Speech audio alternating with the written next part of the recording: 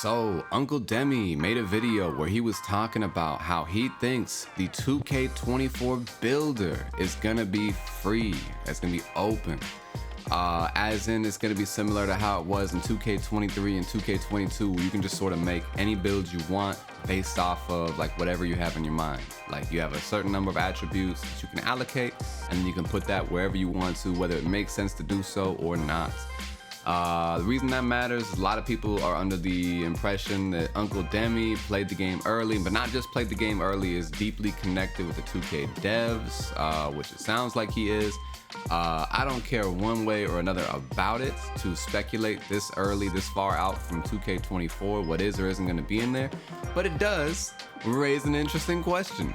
What kind of builder is the best builder for 2K? And is there a best builder for 2K? I remember Joe Knows was talking about something to the effect of, doesn't matter what the builder is, it more so matters what the gameplay is around the builder. And any 2K, we have a positive outlook on the gameplay, we have a positive outlook on the builder. And that's that I thought all of its own. But let's go back and take a look at some of these builders, man. Starting with 2K17 single archetype builder. Single archetype builder, and I have some very fond memories of what my pure slasher was doing to everyone that year. 6'8" pure slasher, couldn't be stopped running down the lane, and I could throw floaters like crazy. That was a fun year for floaters. You could green all your Steph Curry layup floaters. It was awesome. And you could take those fadeaway threes from the corner as a pure slasher if you were hot to hot zone. Man, I miss that. I also miss how like certain shooters had to be in the corner to shoot. And like that's a weird thing to say, because like I haven't really told anyone like this year like, oh, you can't shoot from the top, you have to shoot in the corner. Or no one's really told me rather like, oh, I can't shoot from the top, I gotta have this corner. Like a little bit, you know what I mean? Like that's happened a little bit, but like not a lot. No one's ever told me like, oh, wide open jump shot at the top of the key and then passed it off. That's never happened. Right? Like if you got stuck at the top of the key with a wide open jump shot, you were probably taking it anyways, just to see. I remember in old 2Ks, you couldn't do that. That's a little bit off the topic of the builder. Pure archetypes, you know, fire, 2K17, 2K18 rolls around. I believe that was the first year with the double archetypes, if I remember correctly. And I hated 2K18 a lot. It just, I don't know, the whole vibe and atmosphere having to run all the way around the corner was trash. I'm not a big fan of it. 2K19 rolls around, same type of builder though, right? Double archetypes. And then, you know, that was one of my favorite years of 2K. That was the year I feel like I really broke out with like competitive gaming. Like I was on multiple top 50 Pro-Am teams. Man, that was the year I competed against Steezo in the park. I got that clip forever. Hit that step back on him. Got him. Man, that was a really good year. But like, I think more about the gameplay than I do the builder. Like, I don't remember going and being like, oh, it's the greatest builder ever. 2 archetypes for the price of 1. I do remember thinking to myself, while everyone else is gonna make a dual archetype, I'm gonna get rewarded for making a pure archetype. And I feel like for me, the thing I miss being able to abuse making pure archetypes. When everyone else is like, I want to do, you know, multiple, I want to dribble and shoot, I want to, you know, X and Y, whatever. I remember thinking to myself, I'm going to make a pure slasher, a pure shot creator, a pure lockdown. Like I remember thinking those types of thoughts in my head and having fun with that. And that was really fun to me, you know? While all the little slash and playmake, the two-way slash and playmakers was running around going crazy, I was thinking in my head like, man, this pure slasher takeover gonna last all day once I get it. I don't have to worry about 2 separate takeovers. I can get this one long takeover and just go to work, you know? I miss that. And I didn't have to sacrifice microwave, right? Which was our accelerator of back then, right? Y'all remember that microwave badge? Ooh-wee, that was a great badge. 2K20 rolls around, it's the pie charts. The pie charts, I mean, like, I don't even really remember the pie charts all that well. I remember from my Carmelo build, I picked a green yellow and still somehow had defense. I don't know how I did it, but I did. So, you know, that green yellow pie chart was crazy for me. But I don't really remember the pie charts for that one. I remember the gameplay. I really do.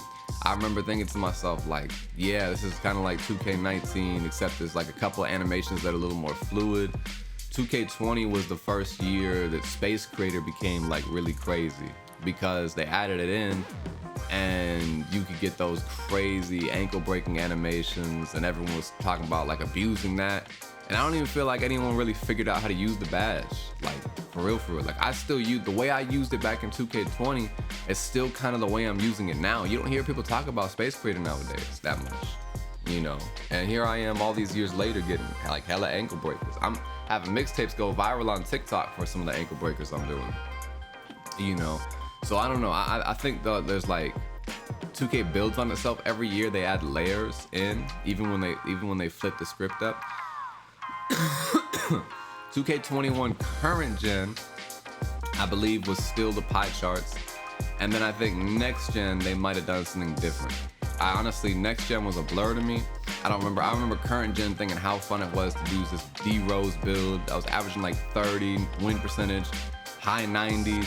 By the way, 2K19 my win percentage was like the high 90s, and 2K20 my win percentage was high 90s. That was like prime TCAT. I slipped into like being an adult. So like 2K21 late in the year to 22, both those years were like, meh. They were meh years. I wasn't in the pro-am scene that much. I wasn't really doing a whole lot. It was just sort of whatever. I wasn't ranked in the world for Park like I used to be. But I don't know. I don't remember anything fond about the builder for 2K21 because I remember there being like 6-7 dudes running around who could do everything.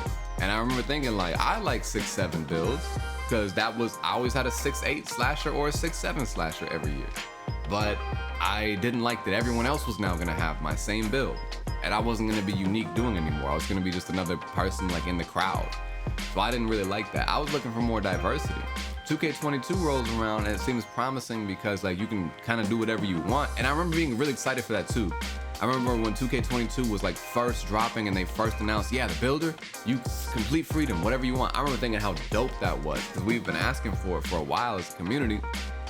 And to me, I thought that meant that that's gonna like change everything.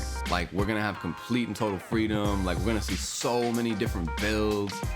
And it really ended up being, there was like one build that dominated all year. That was the small guard build that could left, right better than everyone else. That build dominated.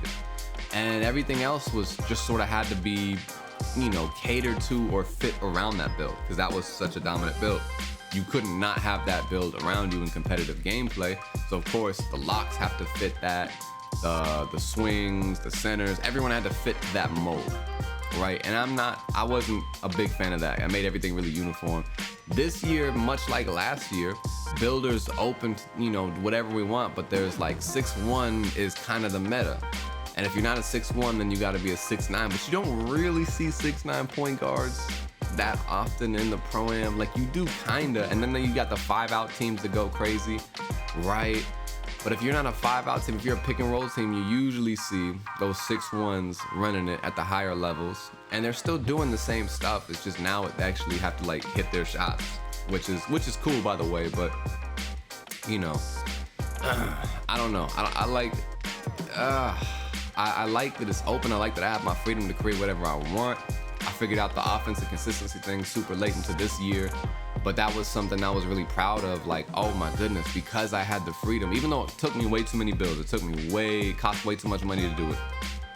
Being able to be creative enough to just say, all right, wait a minute, what if I just put these stats here? What if I just do this, not because it's gonna make the build better, but just because like it might do something that I don't even know is gonna happen, right? And I can move those stats the way I wanted to and try to affect the build. That's a cool feeling, but I want to feel like I'm not doing that just so, I'm gonna run into a Debo build out there. You know what I mean? The Debo of the 2K world. Like look at this. I got this dope build, I made with my thing. And the person's gonna run up and be like, no, I made this dope build. This the meta build, the 6'1" build, 3-ball. I don't wanna run into these Debos in the wild constantly. You know what I mean? I want to feel like everyone has their own role they can play to their fullest, right? I feel like 23 was better than 22 in that aspect, but I also feel like 23, there's no paint defense, right? And people are complaining about all the wrong things getting nerfed. I'm tired of people trying to nerf things. Buff things, man. Buff the paint defense. You don't have to nerf my finishing, right? In fact, I don't think contact dunks are as strong as they should be. To keep it a buck, I think buff the paint defense, buff the contact dunks. People aren't gonna be crying about those layups going in anymore. That, you know, everyone seems to hate when they do those the Euro jelly layups and stuff. Don't worry about that. If the paint defense is buffed, those aren't gonna fall as much. But if I'm timing my contact dunks, let me green my contact dunk. You can keep the skill gap in there, right? But let me be able to do what prime Vince Carter's gonna do, a prime Miami LeBron's gonna do, running down the lane, untouched. You know what I mean? Let me do that. You know, so I don't really know what build's gonna be, what the builder's gonna bring this next year. I don't know what's gonna be the best. I don't know whether I want it to be open, double archetype, single archetype. And at one point we were talking about as a community, what if they made a triple archetype system? And if they did that, I want them to throw in athleticism as an archetype. I want them to do that. I want them to be like, you can be like the most skilled player ever with no athleticism if you want to be, you know, or you can be like an absolute athletic freak of nature and your skills are very limited, like a Giannis. And I don't think anyone will be mad to get a Giannis build. That's maybe like a power forward, and maybe give him just enough three ball to shoot corner threes. In real life, he's got a little bit of three ball, right? It's trash, but it's not like so impossible that he couldn't spot it from the corner maybe, if he had to, right? If he absolutely had to, his life depended on it. He could probably shoot 33% from the corner, if he absolutely had to, right? And that's with all that athleticism and all that, you know, the skills allocated to dunking and defense. So if you were to make a Giannis build, you'd make athleticism primary, probably slashing secondary, and defense tertiary. That's the kind of build you'd make, and then you'd end up with a Giannis build, and that'd be really cool. That'd be really cool to see that in a 2K. I don't know if that's the best though. That's just a thought. Let me know what you guys want to see in the comments down below. And as always, please like the video, subscribe if you're new.